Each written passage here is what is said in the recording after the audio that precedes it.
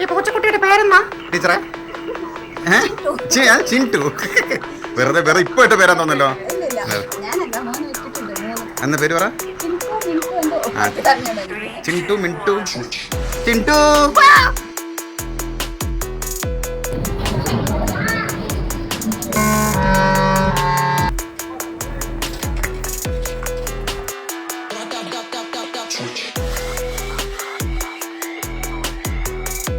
അമ്പലത്തിൽ പോവാണ്. അമ്പലത്തിൽ ഏത് അമ്പലം എന്നുള്ളത് ദിശ വ്യക്തമായിട്ട് പറഞ്ഞു തരും. എനിക്ക് കറക്റ്റ് പറയാൻ അറിയില്ല.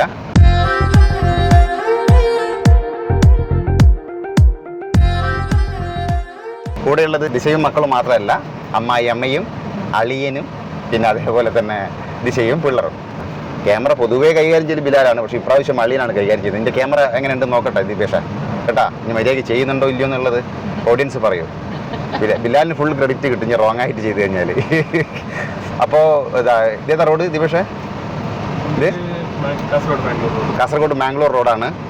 അപ്പോൾ എല്ലാവരും പണി കഴിഞ്ഞ് ഓരോ ഭാഗം ഇങ്ങനെ കവർ ചെയ്ത് വരുന്നുണ്ട്. അടിച്ച് മിന്നിച്ച് പോവാം. ഇപ്പം നമ്മൾ പോകുന്ന ക്ഷേത്രം ഏതാന്ന് പറഞ്ഞില്ലല്ലോ ദിശ?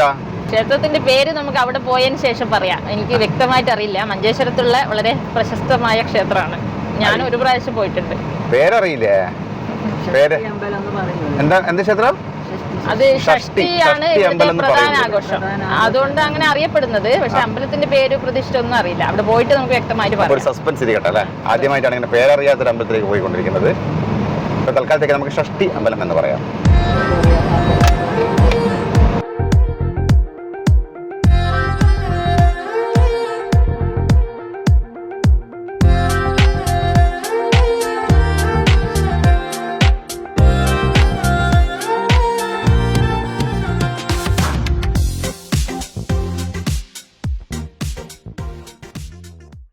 ഇതാണ് നമുക്ക് പേരറിഞ്ഞുകൂടെന്ന് പറഞ്ഞ അമ്പലം, ഷഷ്ടി അമ്പലം. ദിശ LKG പഠിക്കുമ്പോൾ ആദ്യമായിട്ട് വന്നല്ലേ? അതിനുശേഷം ഇതുവരെ വന്നിട്ടില്ല. അതിനുശേഷം ആദ്യമായിട്ട് വരുന്ന അമ്പലമാണ്.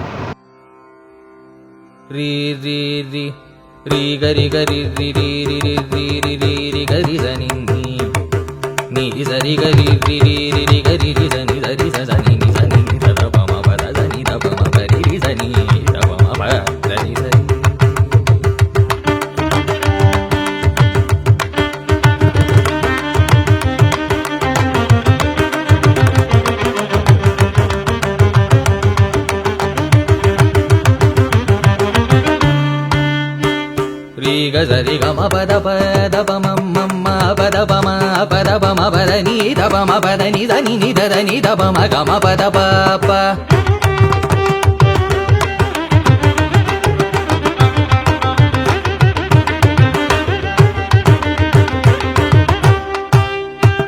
నిన్ని ద ని ద ని ని ద ద పమ ప ని ద ని ని ద ద పమ పద ని ని ద ని ని పద ని ని మమ ని ద ద ని ద ద ని ద ని ని ద ద పమ పద ని ని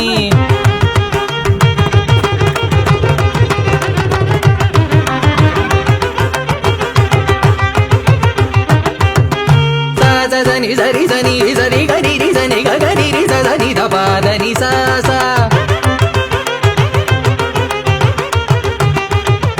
రి గరి గరి రి గరి గమ గరి సని స గరి గ సరి ని స ద ని సరి കാശിമഠ ഇവിടെ അതാ വായിക്കാതാ. കാശിമഠ മഞ്ചേശ്വരം.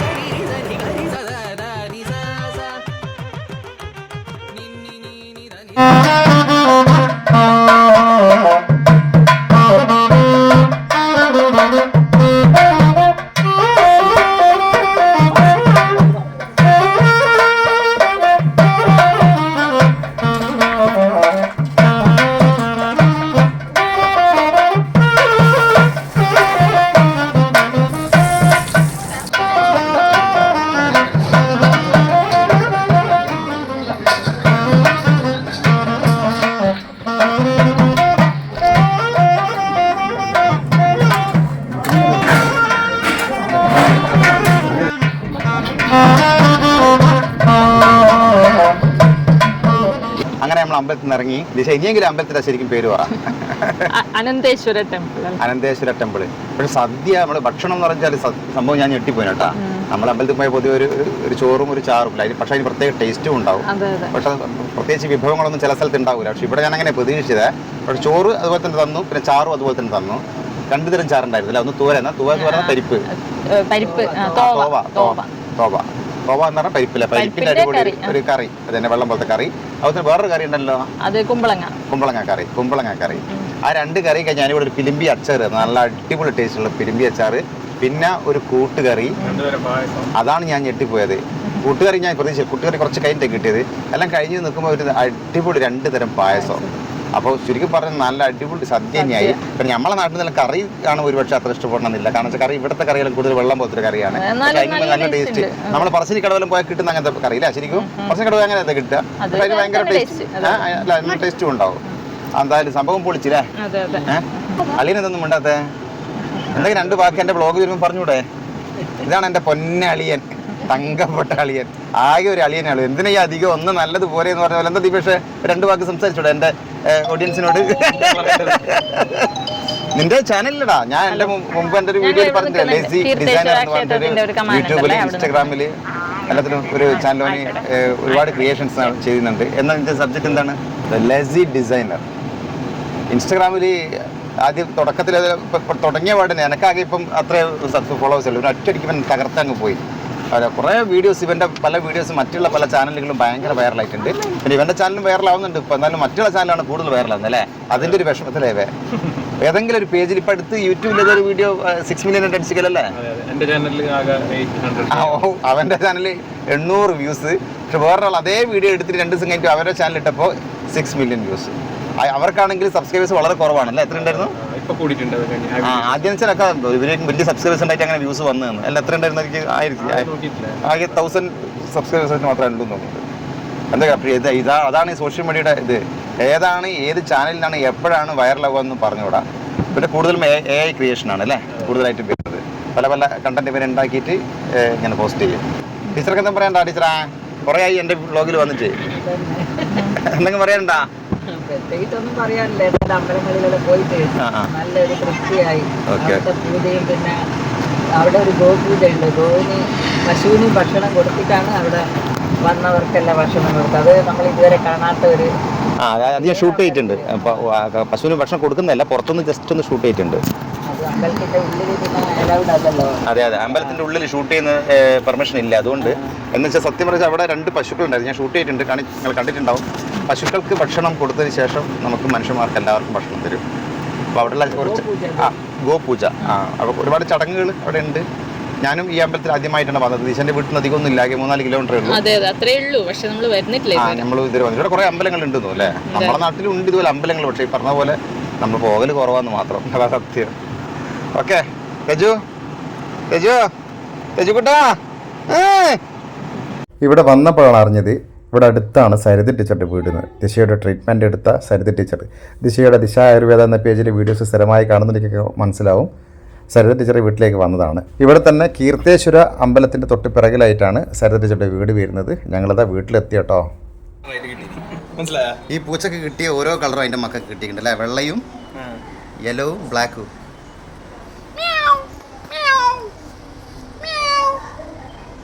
മോനെ ഇനി മാന്തി കഴിഞ്ഞാൽ 7 ഇഞ്ചക്ഷൻ ആയിപ്പോ. ഈ പൂച്ചക്കുട്ടിയുടെ പേരെന്നാ ടീച്ചറെ? ചിൻടു. വെറുതെ ഇപ്പൊ ഇട്ട പേരാന്ന് തോന്നല്ലോ. എന്നാ പേര് പറ. ചിൻടു മിൻടു ചിൻടു അല്ലേ? ഞാൻ പറയാം ഇത് മാന്തിയല്ല, 7 ഇഞ്ചക്ഷൻ ആയിപ്പോന്ന്. കഴിഞ്ഞ ആഴ്ച ബില്ലേനെ മാന്തിയത് 7 ഇഞ്ചക്ഷൻ. മിൻടു